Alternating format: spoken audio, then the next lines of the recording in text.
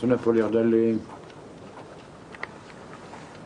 Je crois que pour l'homme qui aime l'art pour l'art, il est assez fréquent que ce soit dans ses manifestations les moins importantes et dites inférieures que le plus grand des plaisirs trouve son épanouissement. Oh, vous devez sans doute avoir raison, Holmes.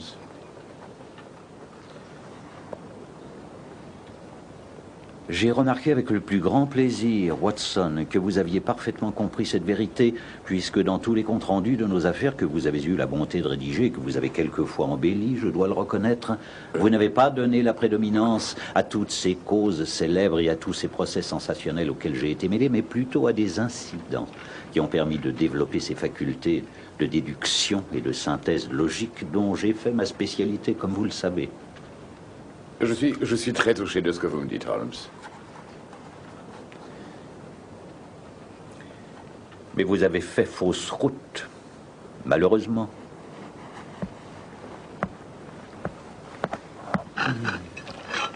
Vous avez fait fausse route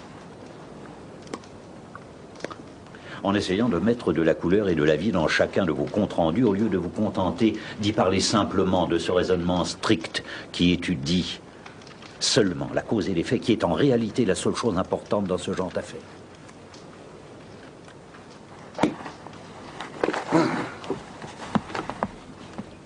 Vous êtes toujours d'une humeur épouvantable quand vous choisissez de fumer cette pipe. Il me semble vous avoir tout à fait rendu justice en la matière. Oh, non, et ce n'est en rien de la vanité ou de l'égoïsme. Si je veux qu'on rende justice à mon art, c'est parce que le crime est commun et la logique est rare. C'est donc beaucoup plus sur la logique que sur le crime que vous auriez dû concentrer vos efforts. Vous avez transformé ce qui aurait pu être une série de conférences en une série de petites histoires. Alors là, franchement, je ne crois pas que mes pauvres écrits méritent cela. Et c'est grâce à eux, après tout, que vous êtes un homme mondialement connu. De toute façon, mon cher Watson, pourquoi voulez-vous que le public, qui n'a aucun sens de l'observation, qui ne reconnaîtrait pas un tisserand grâce à ses dents, pas un compositeur grâce à son pouce gauche, pourquoi le public s'intéresserait-il aux finesses de l'analyse et de la déduction?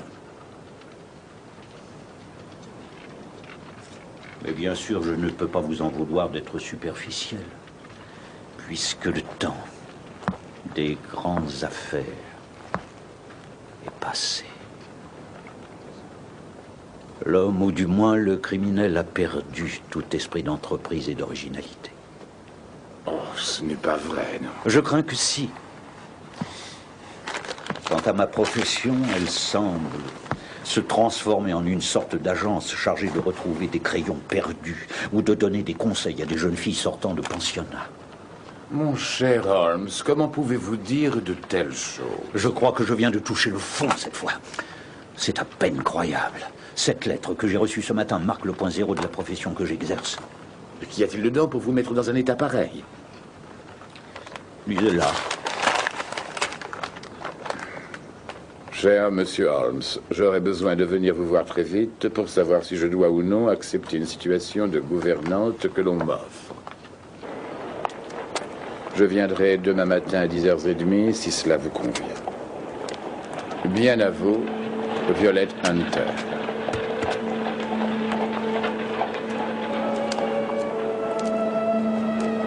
Je dois avouer que j'ai été surpris par le contenu de votre lettre, mademoiselle Hunter.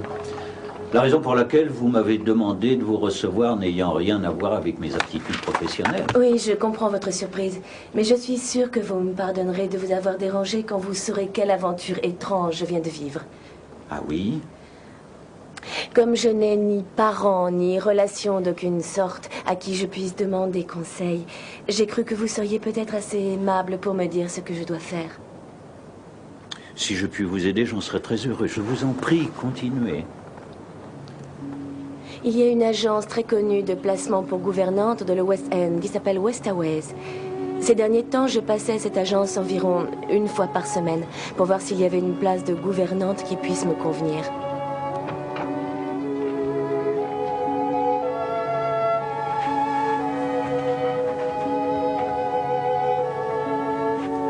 La directrice de cette agence est Mademoiselle Stopper. Elle est seule dans un petit bureau. Celles qui, comme moi, cherchent une place attendent dans l'antichambre et sont reçues une par une. Et alors, Mademoiselle Stopper consulte ses registres pour voir si quelque chose pourrait leur convenir. Mademoiselle Green est inscrite chez nous depuis plusieurs années et elle a d'excellentes références. En fait, sans le retour imprévu pour Kuala Lumpur de son présent employeur, qui du reste est plus que satisfait de ses services, elle ne serait pas disponible aujourd'hui pour travailler chez vous.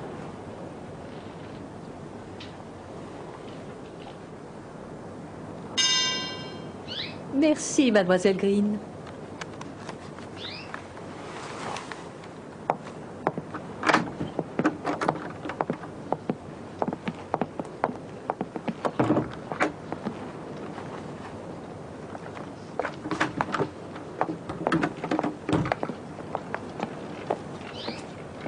Merci.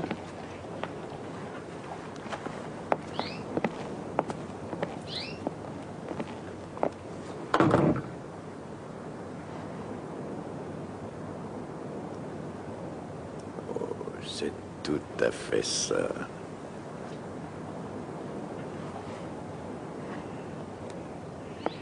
Je n'aurais jamais pu rêver mieux.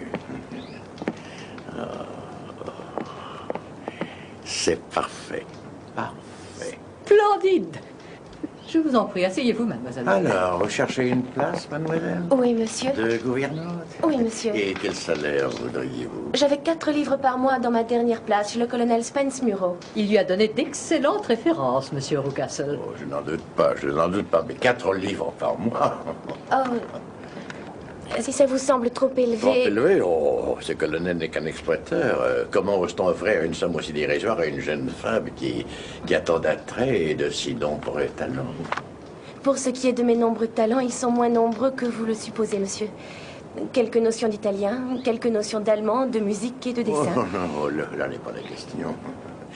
Ce qui m'intéresse, c'est avez-vous ou n'avez-vous pas le maintien et le comportement d'une femme du monde? Le reste ne m'intéresse pas. J'espère que je possède au moins ce genre de qualité, Si monsieur. vous ne les aviez pas, alors vous ne pourriez pas vous charger de l'éducation d'un enfant qui, par ses origines et ses dispositions, est destiné à un brillant avenir. Mais si vous les avez, pourquoi un soi-disant gentleman vous demande de condescendre à accepter des gages au-dessous de 100 livres? Au-dessous de 100 livres? Votre salaire chez moi, mademoiselle, sera pour commencer de 100 livres par an. Qu'en dites-vous? Oh, j'avoue que je ne sais pas trop quoi dire. Bien, sachez, mademoiselle, que j'ai l'habitude d'avancer à mes futures gouvernantes une petite partie de leur salaire au moment où je les engage, pour qu'elles puissent, sans être gênées, régler les petites dépenses dues à leur voyage et au renouvellement de leur garde-robe. Et merci, monsieur. Puis-je vous demander où vous habitez? Le Hampshire, un charmant endroit à la campagne qui s'appelle les Hêtres Rouges, à 8 kilomètres de l'autre côté de Winchester. Oh, c'est la plus ravissante des régions, chère mademoiselle. Et nous avons aussi une très jolie maison. Et mon travail, monsieur. Je serais très heureuse de savoir en quoi il consistera. Un seul enfant. Un seul adorable garnement qui n'a que 6 ans. Oh, que c'est charmant. Oh, mademoiselle Stopper. Si vous voyez la joie qu'il illumine quand il écrase les cafards avec sa pantoufle, il en tue 3 en moins de temps qu'il n'en faut pour le dire. Il est gentil, cet enfant. Mon seul travail consisterait donc à veiller sur l'éducation d'un seul enfant. Oh, non, non, non, non, non, non, non, non. Cet enfant ne sera pas votre seul travail. Ah ouais. Que devrais-je faire Ce d'autre? que vous aurez d'autre à faire, votre bon sens vous l'a déjà suggéré. Vous aurez à obéir à quelques ordres que vous donnera ma femme. Quel genre d'ordre, monsieur?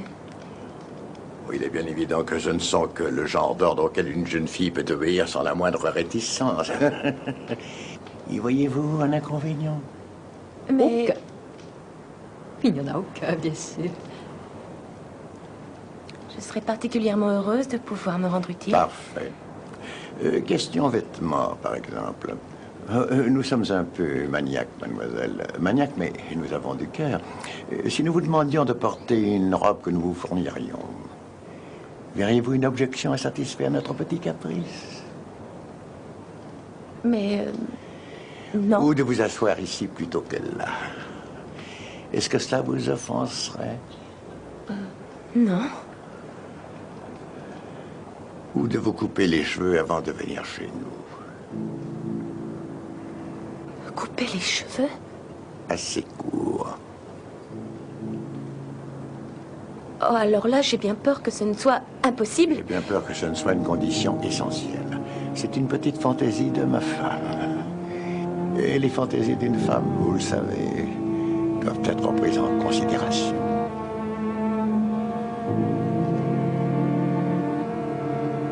Alors couperez-vous vos cheveux. Non, monsieur, je suis au regret de vous dire non. Eh bien, c'est dommage. Parce qu'en ce qui concerne le reste, vous êtes celle que je cherchais. Dans ce cas, mademoiselle Stopper, il ne me reste plus qu'à voir vos autres candidats.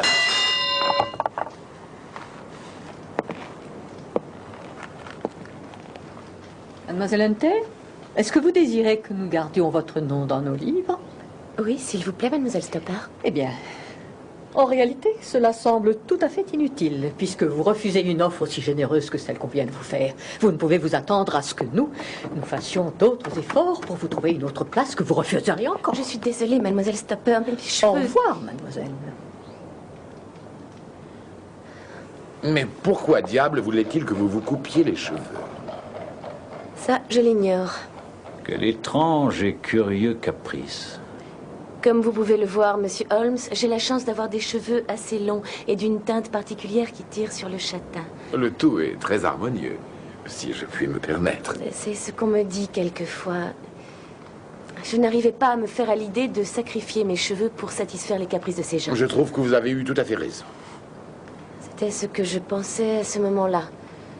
Le jour suivant, je commençais à croire que j'avais peut-être commis une erreur. Et le surlendemain, j'étais sûre d'en avoir commis une.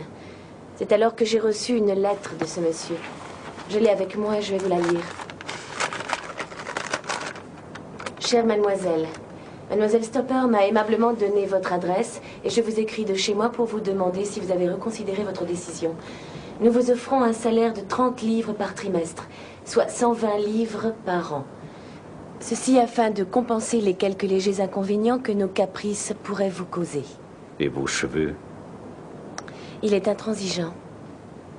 En ce qui concerne vos cheveux, il est vrai qu'il est dommage de les couper car je n'ai pu m'empêcher de remarquer leur beauté lors de notre courte entrevue. Mais j'ai peur de devoir me montrer ferme sur ce point capital. J'ose toutefois espérer que l'augmentation du salaire pourra compenser cet inconvénient. Ce sera le cas. J'ai pris ma décision, Monsieur Holmes, et je vais accepter l'offre. J'ai toutefois jugé préférable, avant de franchir le dernier pas, de venir vous voir pour vous soumettre cette affaire. Mademoiselle Hunter, étant donné que vous avez déjà pris la décision d'accepter, cette affaire est réglée. Mais si par hasard, à un moment ou à un autre, vous vous trouviez en danger... En danger? Quel genre de danger envisagez-vous? Ce ne serait plus un danger si nous pouvions le définir. Mais que ce soit de jour ou de nuit, un télégramme me fera voler à votre secours. Alors c'est suffisant. Je vais écrire à Monsieur Rucastle tout de suite. Après quoi, j'irai dans le Hampshire, rassuré sur ce qui pourrait m'arriver. Mademoiselle.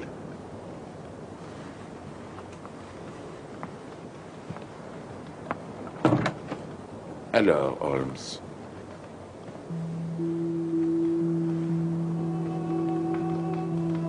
Si j'avais une sœur, je lui interdirais d'accepter une telle situation.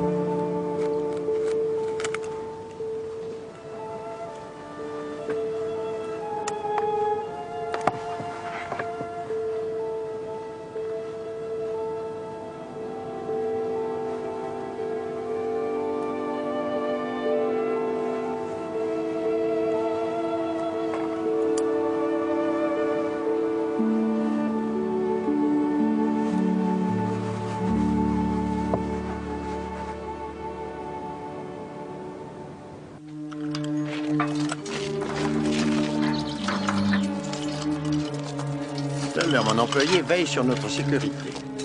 Mais vous semblez inquiète, mademoiselle Hunter. Pas du tout, Monsieur Rucastle. J'en suis heureux.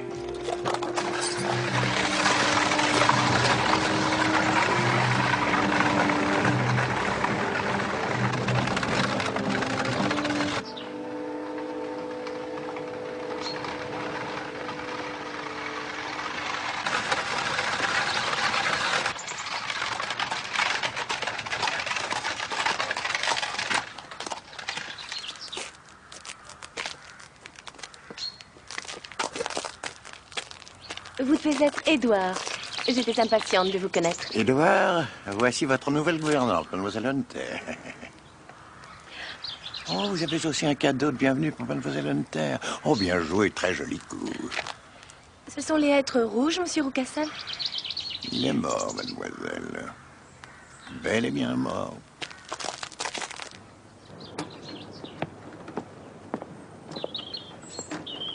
Voilà la maison.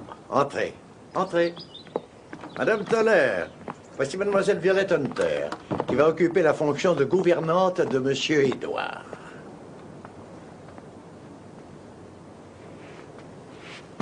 Je suis très heureuse, mademoiselle Hunter. Votre chambre est prête. Je vous remercie. Restez pas plantés comme ça, Toller. Allez chercher les bagages. Oh, mademoiselle, dès que vous aurez un peu récupéré, je vous ferai faire le tour de la propriété.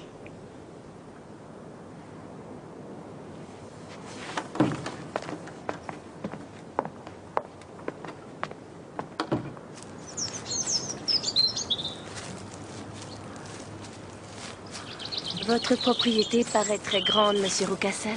Oh oui. Et une grande propriété doit être protégée. Regardez là-dedans. Il est magnifique, non? N'ayez pas peur, mademoiselle. Ce n'est que Carlo, mon mastif. Je dis que c'est le mien, mais en réalité, Tolère est la seule personne qui arrive à le faire obéir. Il le lâche la nuit. Dieu ait pitié de celui qui s'introduirait ici, il aurait affaire à Carlo. Nous ne nourrissons qu'une fois par jour, et très peu, ce qui fait qu'il est toujours zélé et prêt à bondir. Pour l'amour du ciel, mademoiselle Hunter, ne mettez surtout pas le pied hors de la maison pendant la nuit. Votre vie serait inutilement en danger. Venez, nous continuons.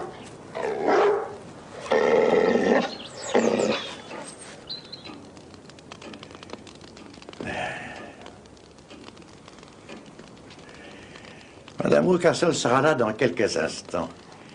Elle vous dira elle-même combien elle est ravie que vous ayez accepté de venir. Votre offre était extrêmement généreuse, monsieur. Quoique... Enfin, je dois vous avouer que je reste intriguée par les conditions. C'est de nos petits caprices dont vous parlez? Oui. Ce n'est rien, vous verrez. Ma femme a un gros penchant pour le bleu électrique, qui est une couleur assez particulière. Elle souhaiterait que vous portiez de temps en temps une robe de cette couleur. Mais je n'ai pas de robe bleue électrique. Oh, nous en avons une. Ensuite, vous vous asseyeriez ici ou là, en vous amusant de telle ou telle chose que l'on vous indiquera. Est-ce que vous voyez un quelconque inconvénient à nous accorder cette faveur? Non.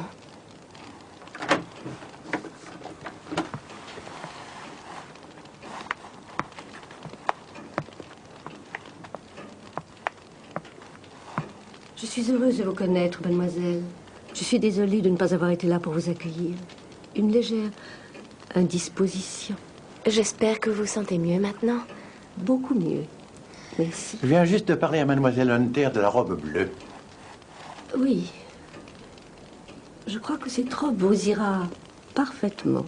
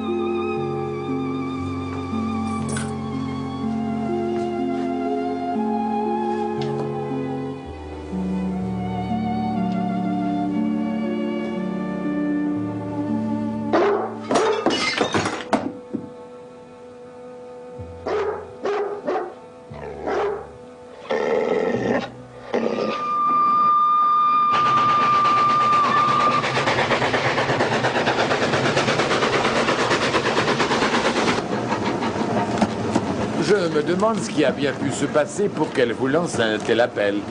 J'ai déjà trouvé 7 explications bien distinctes se rapportant aux faits que nous connaissons. Ah? Et quelle est celle que vous préférez, Holmes? Pour le moment, je n'en préfère aucune. Des données. Je veux d'autres données. Je ne peux pas fabriquer de briques si je n'ai pas d'argile. Eh bien, en attendant, je trouve très agréable d'échapper au brouillard de Baker Street. Ah, que ces petites fermes sont belles à regarder. Vous ne trouvez pas? Elles sont aussi rafraîchissantes que jolies.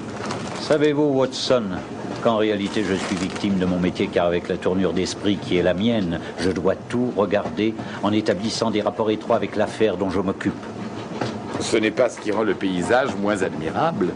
Quand vous regardez ces maisons qui sont isolées, leur beauté vous impressionne. Moi, quand je les regarde, la seule pensée qui me vient à l'esprit, c'est que cet isolement est dangereux et qu'on aurait peu de chances de trouver le coupable si un crime était commis ici. Dieu du ciel! Quelle idée d'associer un crime à ces ravissantes demeures campagnardes! Elles me remplissent toujours d'une certaine horreur. Je suis persuadé, Watson, et pour cela je me base sur mon expérience, que dans les ruelles les plus sordides des bas quartiers de Londres, on ne relève pas beaucoup plus d'actes criminels que dans cette souriante et magnifique campagne. Si la jeune fille qui vient de nous envoyer ce télégramme vivait dans la ville de Winchester, je n'aurais pas peur de ce qui risque de lui arriver. Elle est à 8 kilomètres de Winchester. Et voilà où est le danger.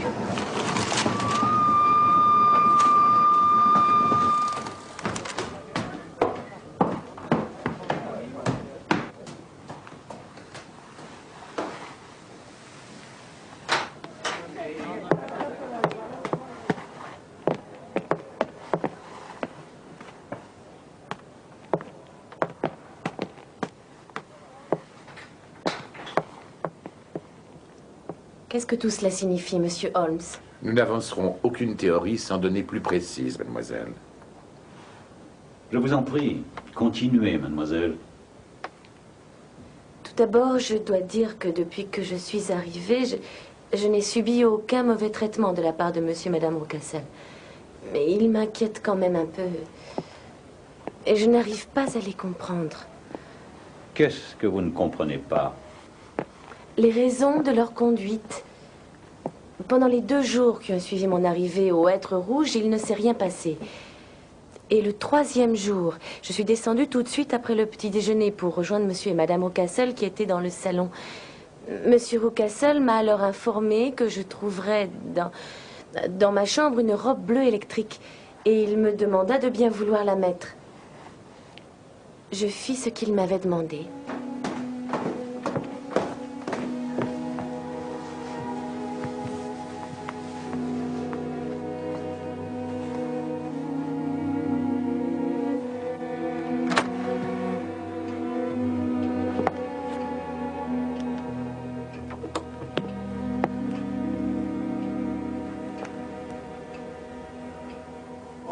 Superbe, mademoiselle Hunter. Vraiment superbe.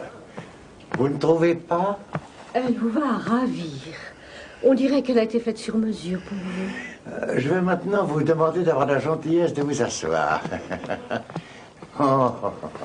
Oh, parfait, c'est le mot qui convient parfait. Asseyez-vous là, si vous voulez bien, mademoiselle Hunter. Là, voilà, voilà. Oh, c'est prodigieux. Vous êtes bien installée, ça va? Oui, merci.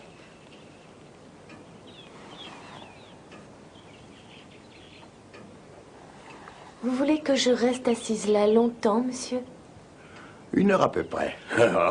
Peut-être plus. 1 heure. Mais je vous assure que vous ne vous ennuierez pas. Voyons de quelle façon nous pourrions essayer de vous divertir. Est-ce que vous aimez les histoires drôles, mademoiselle?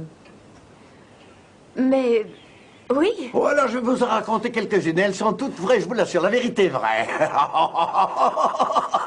Je vais vous raconter 1 ou 2 aventures de Georges, notre Bonneau. C'est un personnage assez extraordinaire. Par exemple, tenez, l'autre jour, quelqu'un lui a demandé la route de Winchester. Et Georges, c'est vraiment un tel excentrique. On pourrait le prendre pour un épouvantail. Quand on le voit, il a toujours les jambes flageolantes et les bras écartés comme ça. Il a la tête comme une citrouille avec 2 grandes oreilles. Et il a toujours sur la tête le plus extraordinaire des chapeaux. Alors, monsieur Rucassel se mit à marcher de long en large de l'autre côté de la pièce. Et il commença à raconter toute une série d'histoires les plus drôles que j'ai jamais entendues.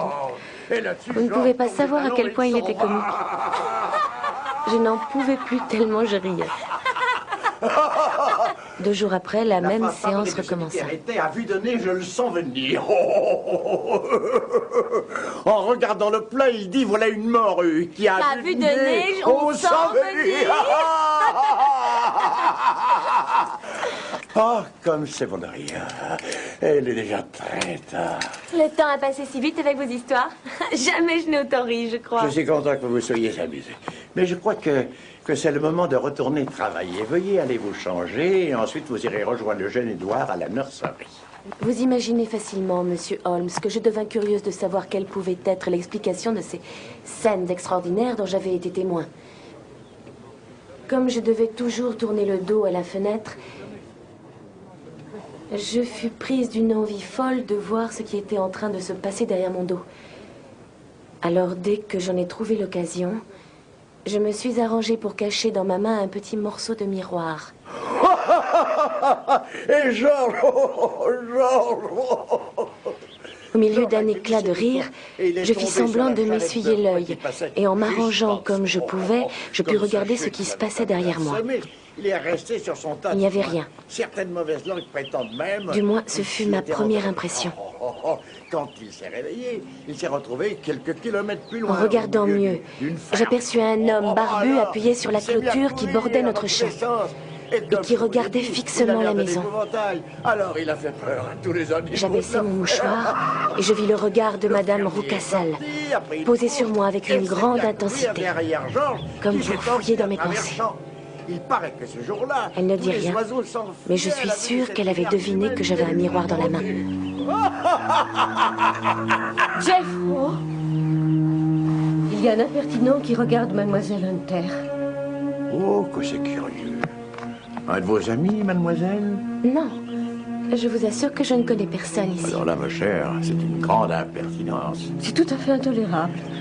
Et la gentillesse de vous tourner, mademoiselle Hunter, et de lui faire signe de partir.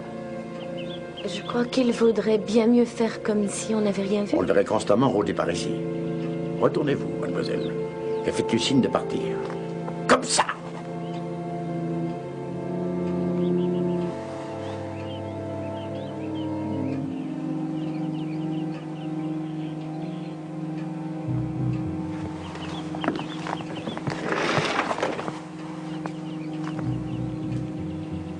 Cela se passait il y a une semaine. Et depuis ce jour, je ne me suis plus assise près de la fenêtre. Je n'ai plus mis la robe bleue, ni revu l'homme qui était barbu. Il s'est passé quelque chose, et c'est pour ça que vous m'avez demandé de venir de toute urgence. Oui. Oui. Oh, Monsieur Holmes, je n'ai jamais eu aussi peur de toute ma vie. Avec nous, vous n'avez plus aucune raison d'avoir peur, mademoiselle. D'abord, calmez-vous. Ensuite, dites-nous ce qui est arrivé.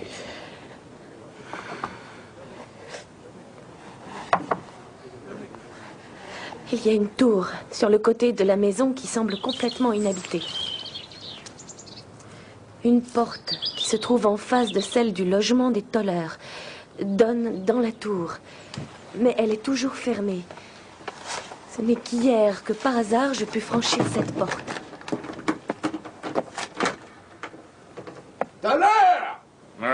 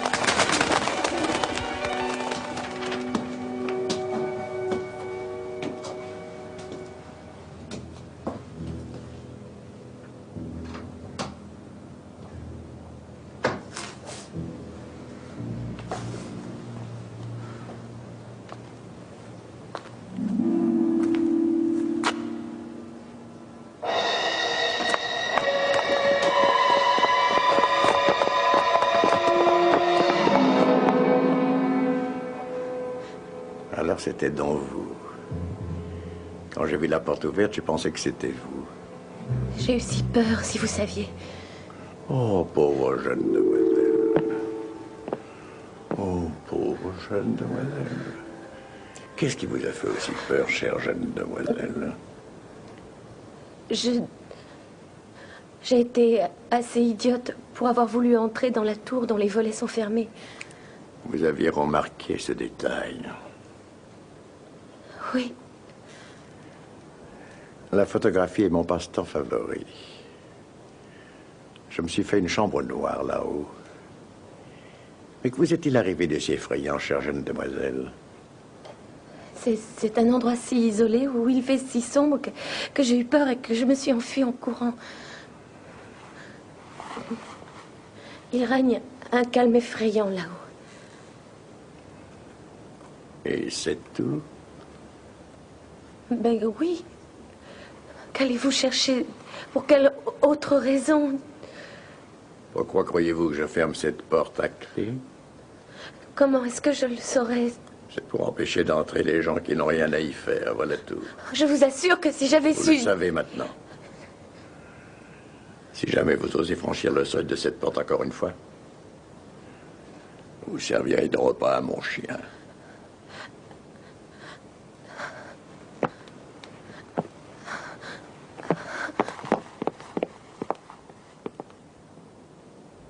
J'étais si terrifiée que je ne savais plus quoi faire.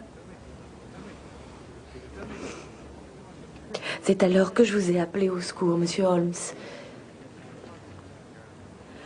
Je n'ai eu aucune difficulté à quitter la maison pour venir à Winchester ce matin. Mais il faut que je sois de retour à 3 heures. Car monsieur et madame Rucastle ont une visite à faire et ils seront absents toute la soirée. Je dois donc m'occuper de l'enfant. Je viens de vous raconter toutes mes aventures, monsieur Holmes. Qu'est-ce qu'elles veulent dire? Et qu'est-ce que je dois faire?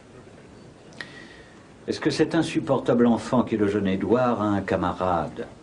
Oui, un enfant aussi déplaisant que lui et qui n'habite pas loin de la maison. Splendide. Le docteur Watson et moi-même arriverons au Hêtre Rouge à 16h30 précise. Mais je voudrais vous demander de faire une ou deux choses avant notre arrivée. Oh! Jamais je ne vous le demanderai, mademoiselle Hunter, si je ne voyais pas en vous quelqu'un de très exceptionnel.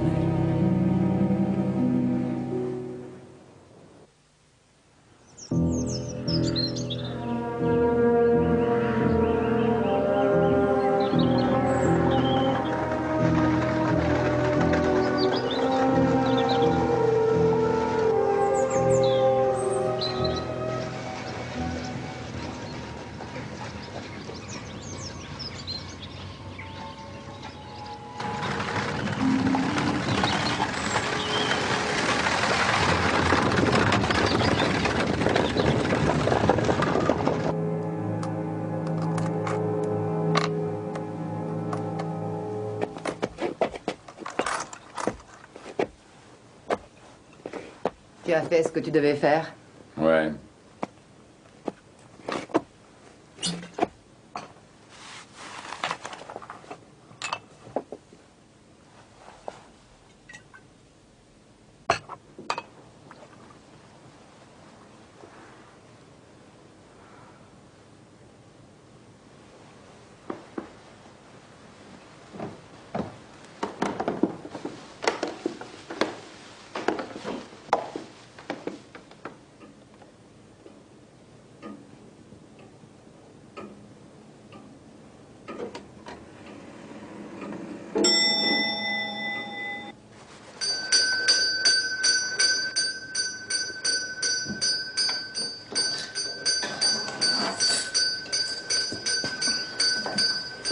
Madame Toller!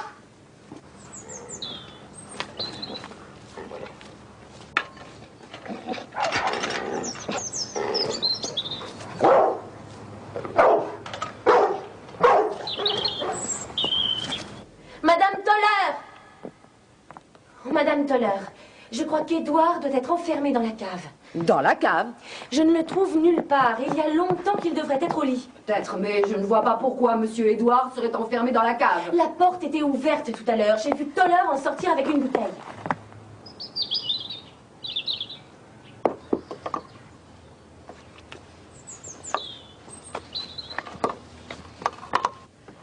Il est possible qu'Edouard ait encore voulu aller chercher des cafards. C'est fermé.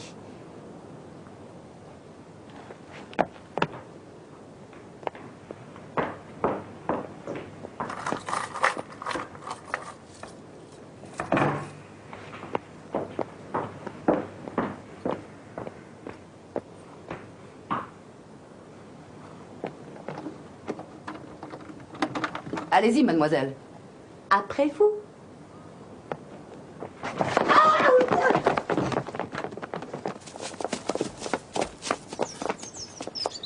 Nous allons entrer. Holmes, comment être certain que ce massif n'est pas en liberté? Nous ne pouvons être sûrs de rien tant que nous ne sommes pas dans la maison.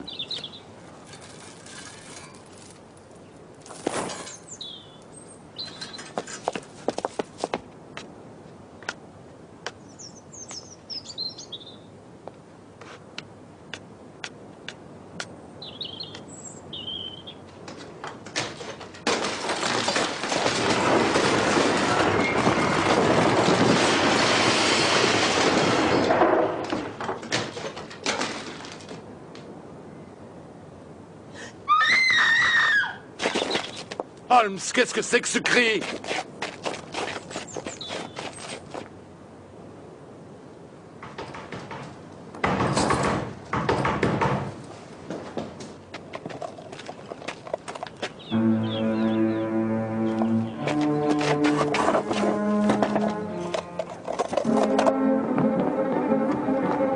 Entrez, vite! C'est à gauche, monsieur Holmes!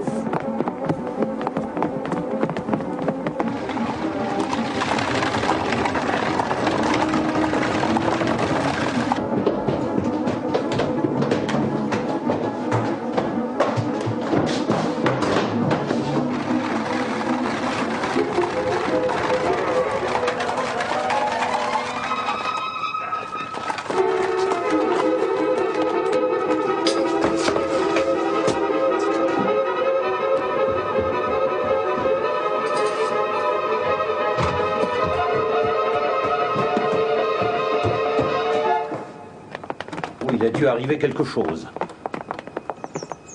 Quelqu'un a dû casser la fenêtre pour passer. Alice!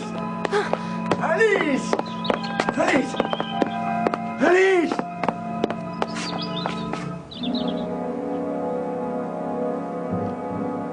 Alice?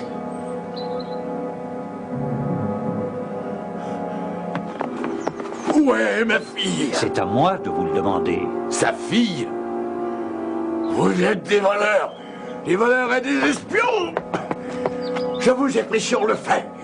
Vous êtes en pouvoir. Je vous tiens. En son pouvoir, qu'est-ce que ça veut dire? Il est allé chercher le chien.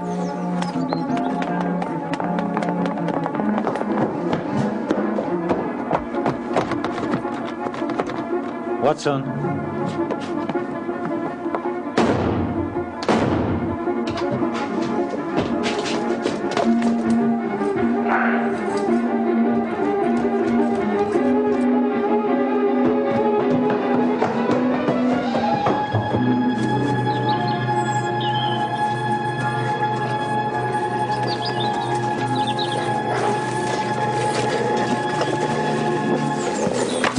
Quelqu'un a lâché le chien qui n'a pas mangé depuis 2 jours. Vite avant qu'il soit trop tard.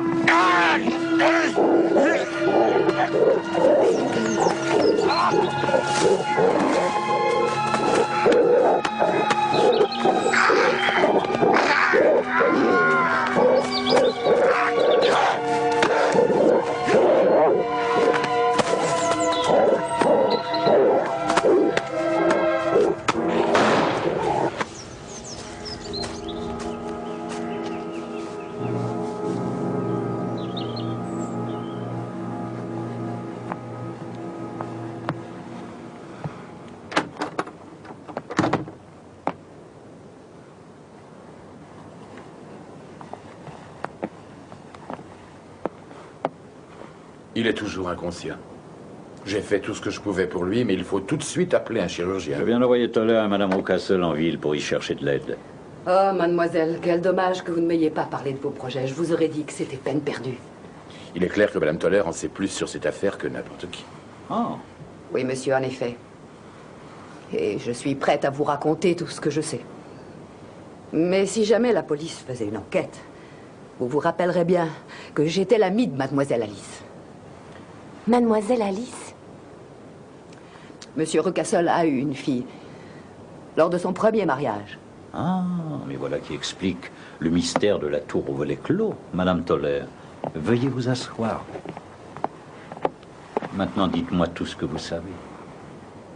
Eh bien, elle n'a jamais été heureuse à la maison.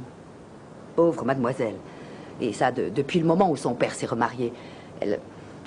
Elle était méprisée ici et elle n'avait que le droit de se taire. Mais ce n'était pas trop difficile pour elle. Jusqu'au jour où elle a connu Monsieur Fowler. Une précision. Qui est ce monsieur Fowler? C'est l'amoureux de mademoiselle Alice. Vous l'avez sûrement déjà vu, mademoiselle. Sur la route, en bordure du champ. Oui. Comment monsieur Fowler a-t-il pu causer tant de désagréments à cette jeune personne? Eh bien, d'après ce que je crois savoir, mademoiselle Alice avait beaucoup d'argent qu'elle avait hérité à la mort de sa mère. Mais elle était si douce et si patiente que jamais elle n'avait parlé de ce qui devait lui revenir. Elle avait laissé le soin à monsieur Rucassel de gérer son argent. Il savait qu'avec elle, il était tranquille, mais il y avait quand même une chance qu'un jour un mari puisse se présenter et vienne lui réclamer ce à quoi il avait légalement droit. Alors monsieur Rucassel se dit qu'il fallait parer à toute éventualité. Il voulut faire signer un papier à sa fille. Et ainsi, que sa fille soit mariée ou non, il pourrait garder l'argent. Oh, comme elle refusait de signer, lui, il s'est mis à la harceler. Tant et si bien qu'elle en a attrapé une fièvre cérébrale. Pendant 6 semaines, elle a été entre la vie et la mort. Et quand enfin elle se rétablit, elle n'était plus que l'ombre d'elle-même.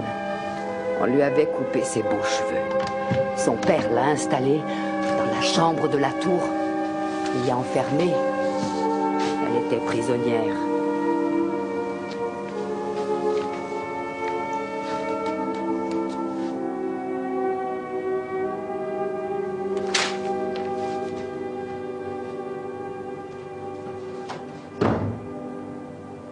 Mais ça n'avait pas changé les sentiments du jeune homme pour elle.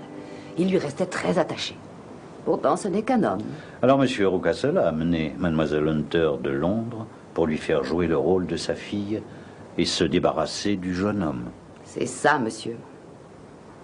Mais monsieur Fowler étant quelqu'un de persévérant, ce qui est logique chez un gentleman, il fit le siège de la maison. Alors, il vous a rencontré et convaincu, grâce à certains arguments métalliques ou autres, que vos intérêts étaient les mêmes que les siens. Monsieur Fowler est quelqu'un de très convaincant et d'une générosité qui lui fait honneur.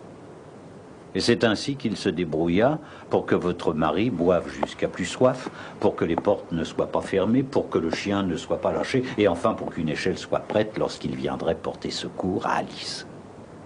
Vous avez deviné. C'est comme ça que ça s'est passé.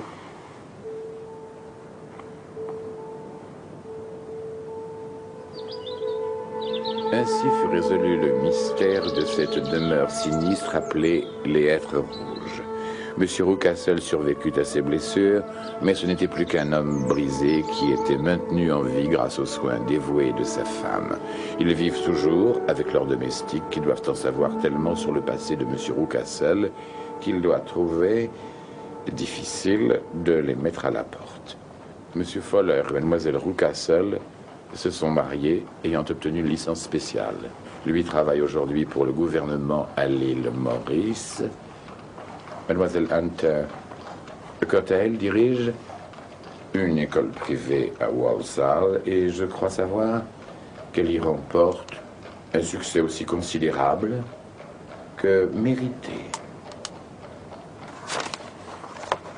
Alors, Holmes, votre verdict? Un admirable compte-rendu, Watson. Oh, vous ne trouvez pas que j'ai mis un peu trop de couleur et de vie dans ce récit? Oh, mon cher Watson, Je ne peux, en ce qui concerne ce genre de considération, que m'en remettre humblement à votre très grand jugement littéraire. Bien.